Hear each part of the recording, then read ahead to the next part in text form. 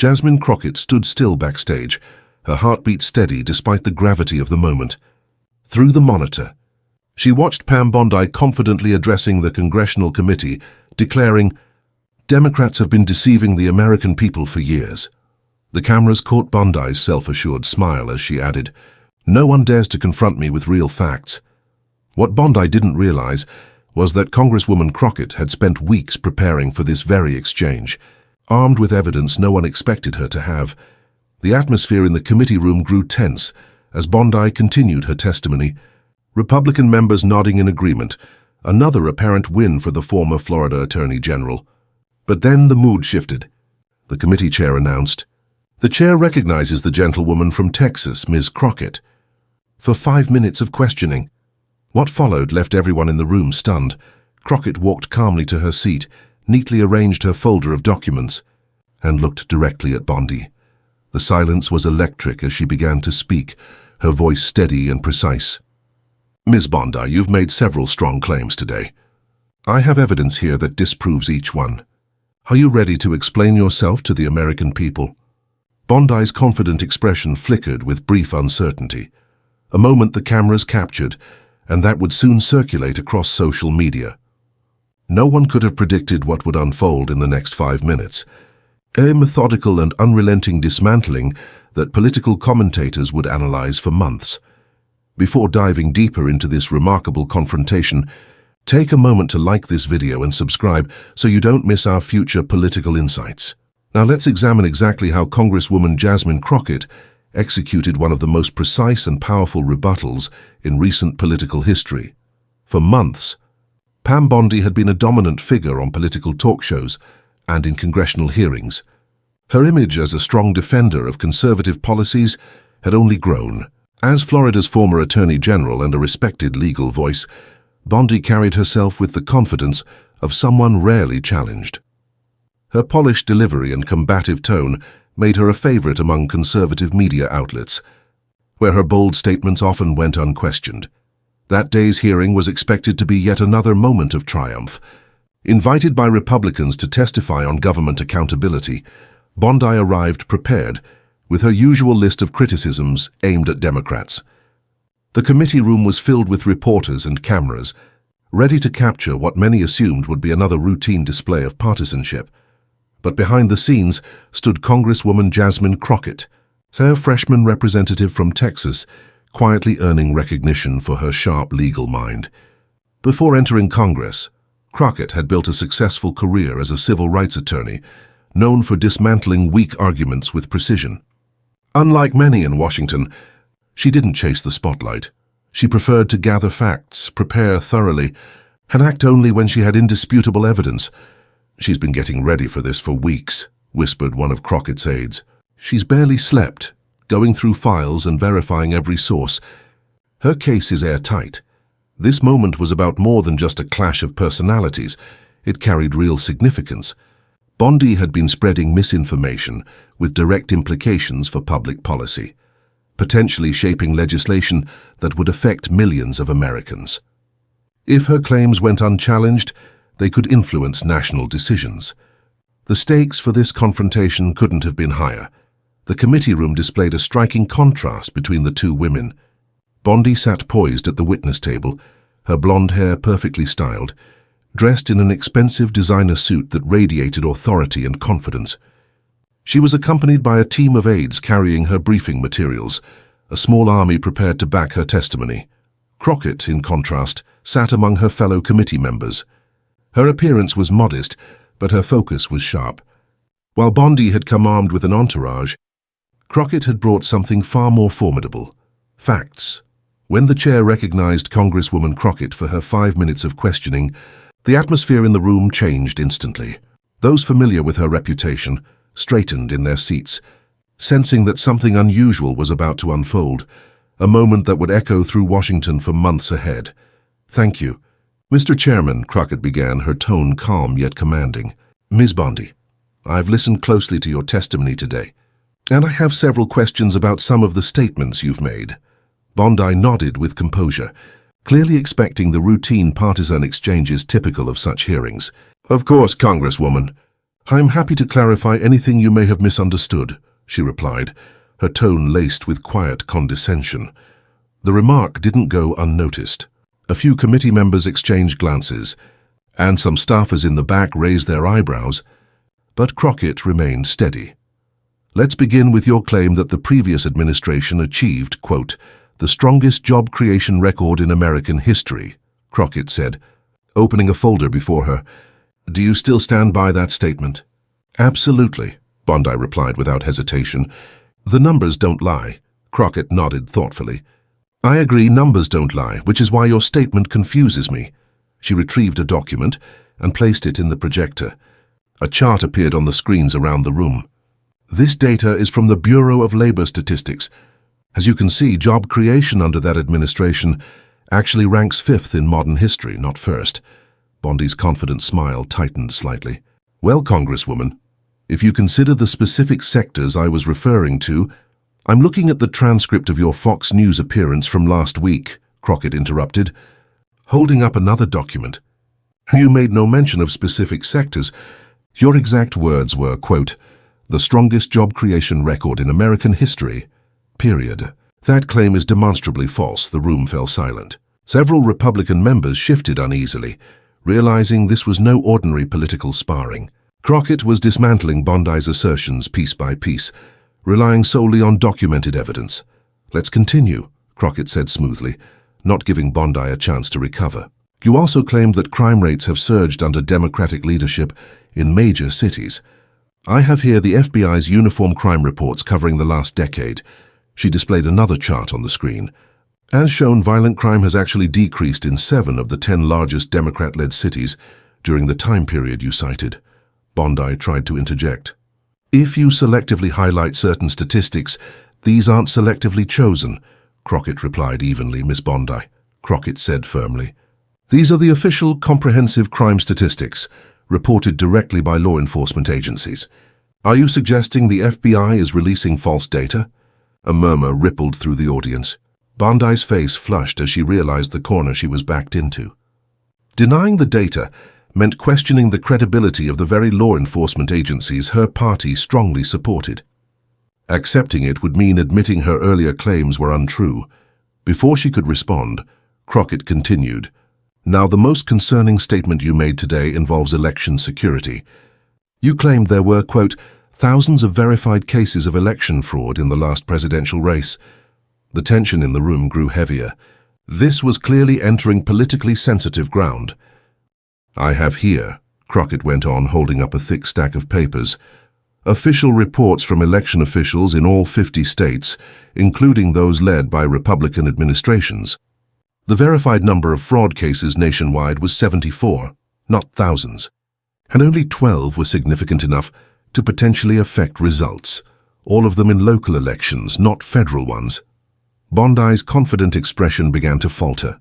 She glanced toward Republican committee members, perhaps hoping for someone to step in, but they sat in stunned silence as Crockett methodically laid out the evidence.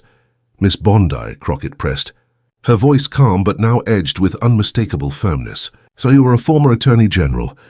You know the importance of giving accurate testimony.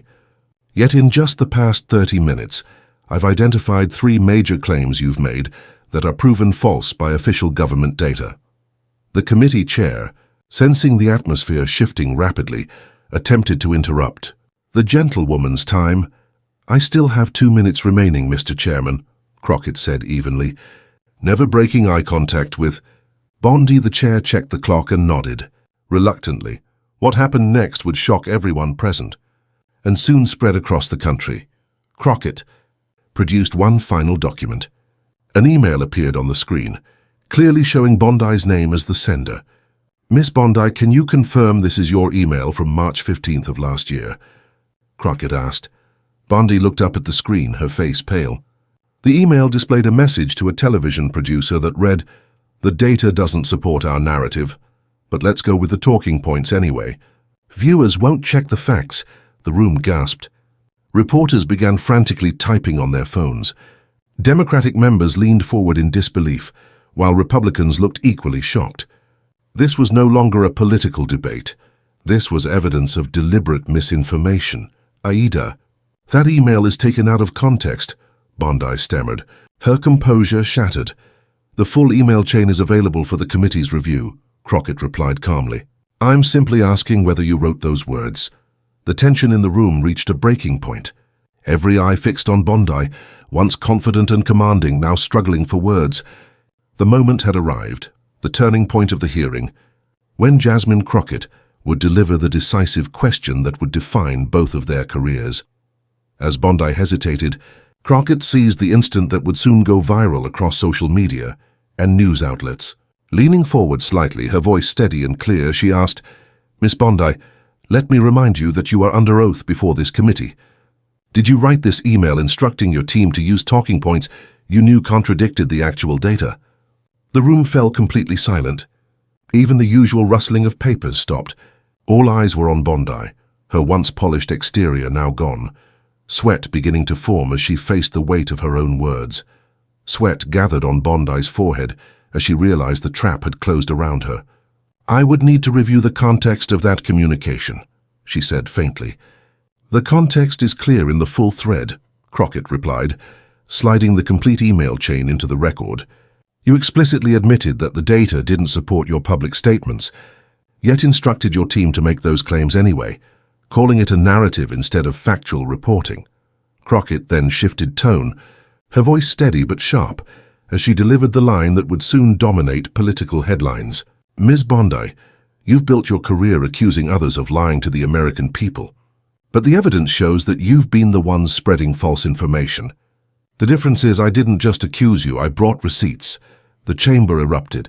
Democratic members reacted audibly, some gasping, others whispering to aides. Republican members sat in silence, stunned by the precise dismantling they had just witnessed. In the press gallery, reporters were already typing feverishly.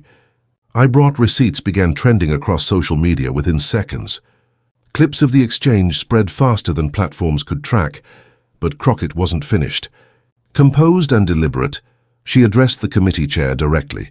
"Mr. Chairman, given that Ms. Bondi's testimony contains multiple demonstrably false statements, as I've shown using official data, and considering the evidence that she knowingly presented misleading information, I move to strike her entire testimony from the record as unreliable and potentially perjurious." The chairman looked uneasy, glancing toward his staff for direction. It was far from a routine request. It was a direct and devastating challenge, executed with the precision of a seasoned trial attorney. "Furthermore," Crockett continued, "I request that the committee refer this matter to the Department of Justice for investigation into possible perjury before Congress." Bondi, a former prosecutor herself, understood the seriousness of the situation. Her face, once flushed with tension, turned pale. The accuser had become the accused, and the evidence was overwhelming. Republican members scrambled to raise procedural objections, but it was too late. The damage was done. The image of Bondi, once confident and combative, now silent and defensive, was seared into the minds of everyone watching. Crockett, maintaining composure, delivered her final statement. "Ms. Bondi has spent years accusing others of lying to the American people. Today, the American people have seen where the real deception lies, and unlike many of her claims, what I've presented isn't partisan rhetoric, it's verified fact." As the chairman's gavel struck, ending Crockett's time, the outcome was clear. In just 5 minutes, Representative Jasmine Crockett had not only refuted Bondi's arguments but also dismantled her credibility with methodical precision. She had done it not through political attacks but through hard evidence and Bondi's own words. It was a rare moment of genuine accountability, so precise and evidence-based that no amount of spin could undo its impact. As Bondi sat motionless at the witness table, visibly shaken, everyone in the room knew they had just witnessed a defining moment. But not the one Bondi had hoped for when she walked into the hearing that morning. The aftermath was immediate and widespread. When the committee recessed, Bondi was surrounded by her team, their expressions grave. The once commanding former Attorney General looked diminished, shaking her head as aides showed her the explosion of reactions online. Outside the chamber, reporters rushed to file their stories. The narrative had completely flipped. What was meant to be another platform for Bondi's accusations had become the scene of her public unraveling. "I've been covering Congress for 20 years, one veteran journalist told a colleague, "and I've never seen anything like it." Crockett didn't just win an argument, she dismantled someone's entire public persona using facts they couldn't deny. Within an hour, clips of the confrontation had spread across every major social platform. Hashtags like Crockett brings receipts and Bondi silenced dominated the trending lists. Millions shared key moments, the revelation of the incriminating email, the presentation of official data, and of course the now famous line about bringing receipts. News outlets scrambled to adjust coverage. What was expected to be routine partisan testimony had become the political story of the month. Lower thirds read, "Bondi exposed and Crockett's receipts go viral," as commentators analyzed every second of the exchange. By evening, the moment had transcended politics. Late-night shows rewrote their monologues. Memes comparing Crockett to movie heroes delivering knockout blows flooded the internet. Even celebrities rarely engaged in politics shared the video with captions like, "This is how you handle misinformation," and "Watch and learn." The next morning's headlines captured the story. Crockett brings receipts, Congresswoman's. Evidence silences Bondi. 5 minutes of fury. How Jasmine Crockett dismantled Pam Bondi. The receipts don't lie, Bondi. Faces potential perjury probe. From prosecutor to defendant, Bondi's credibility. Crisis. The political fallout was swift. Networks that frequently featured Bondi struggled to respond. Some cancelled her scheduled appearances, citing programming changes. Those who didn't faced backlash from viewers demanding accountability. For Crockett, the result was the opposite. Once known mainly to her district, she had become a national figure overnight. Media requests poured in. Senior Democratic leaders praised her preparation and precision. What Representative Crockett demonstrated wasn't political theater, said the House Minority Leader. It was real oversight, grounded in research, focused questioning, and a commitment to factual accuracy over partisan soundbites. Legal experts soon weighed in on the potential consequences of Bondi's testimony. Former prosecutors appeared on air explaining the gravity of possible perjury charges, while law professors wrote about the ethical duties of attorneys when making public claims. The issue had grown beyond politics. It had entered the realm of legal accountability. 3 days after the hearing, the story took another turn when new emails emerged in the same thread. Crockett revealed messages indicating that Bondi had been warned by her own researchers that her claims were factually incorrect. Despite these warnings, she continued to advance them, explicitly stating that narrative mattered more than scrutinizing the data. Social media erupted, and the phrase "narrative matters more than nitpicking over data" quickly became a meme, used to mock obvious attempts to ignore inconvenient facts. A week after the hearing, Bondi faced her first significant professional consequence. A prestigious law school withdrew an invitation for her to serve as a guest lecturer on ethics in public service. While their statement diplomatically cited scheduling conflicts, the underlying reason was widely understood. Personally, the impact was severe.